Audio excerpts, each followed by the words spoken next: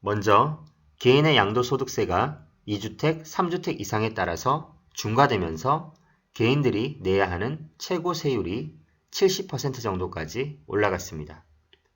그래서 이런 중과세를 적용받지 않기 위해서 법인을 설립하여 부동산을 매매하는 방법을 사용합니다. 법인세율 10, 20% 정도와 주택을 거래함에 따른 추가 법인세 10에서 30% 세율만 부담하면 되기 때문에 조정 대상 지역이라면 개인으로 거래를 하는 것보다는 절세 측면에서 법인이 훨씬 유리합니다. 그리고 단기 매매를 선호하시는 분들도 개인의 경우는 주택을 1년 내에 매도하면 40%의 세율을 적용받습니다. 토지나 상가 같은 경우도 1년 내에는 50% 그리고 2년 내에는 40%의 높은 세율을 내야 합니다. 반면에 법인 같은 경우는 어제 사서 오늘 팔아도 단기에 대한 중과세율이 없기 때문에 상대적으로 개인보다 단기 매매에서 유리합니다. 현재 9.13 대책 이후에 법인으로 부동산 투자를 하시는 분들이 늘어나기 시작했는데 가장 큰 이유는 다주택자에 대한 대출 규제가 생기면서 개인들로서는 대출을 추가로 받기 어려운 상태가 되었기 때문입니다.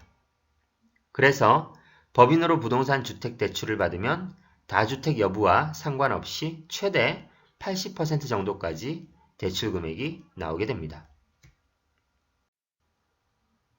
일단 법인으로 부동산 투자를 시작하거나 변경한다면 개인보다 훨씬 더 자금을 명확하게 관리해야 합니다.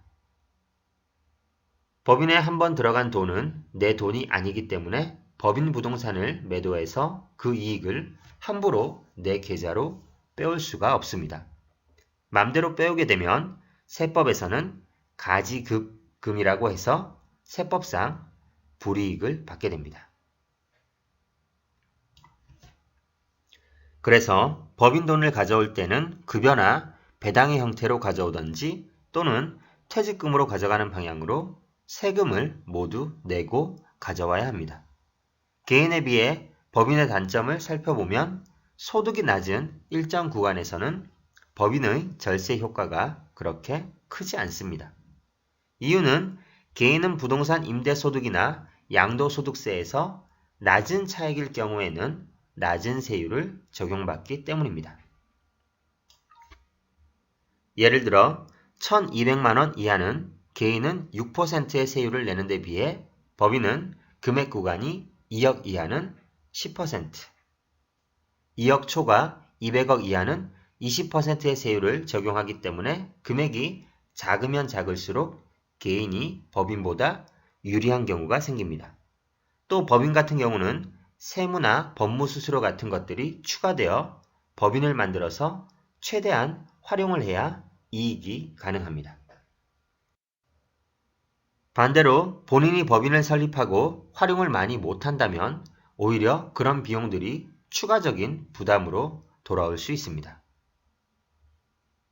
그리고 법인 명의의 주택으로 전세나 월세를 놓을 때 세입자들이 법인에 대해 막연하게 두려워하는 경우가 있습니다.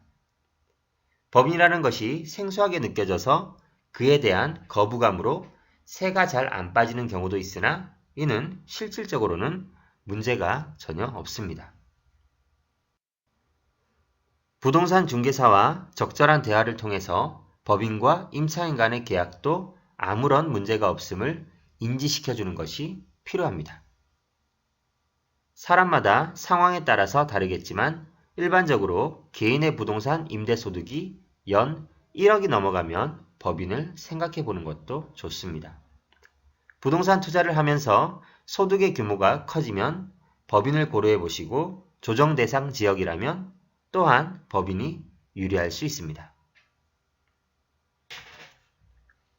개인마다 상황을 고려해서 판단을 해야 하는 이유는 서울 강남에 양도 차익이 많이 나는 주택을 소유하고 있다면 1세대 1주택으로 비과세를 받기 위해서 다른 주택을 추가로 구매하기 어려워집니다.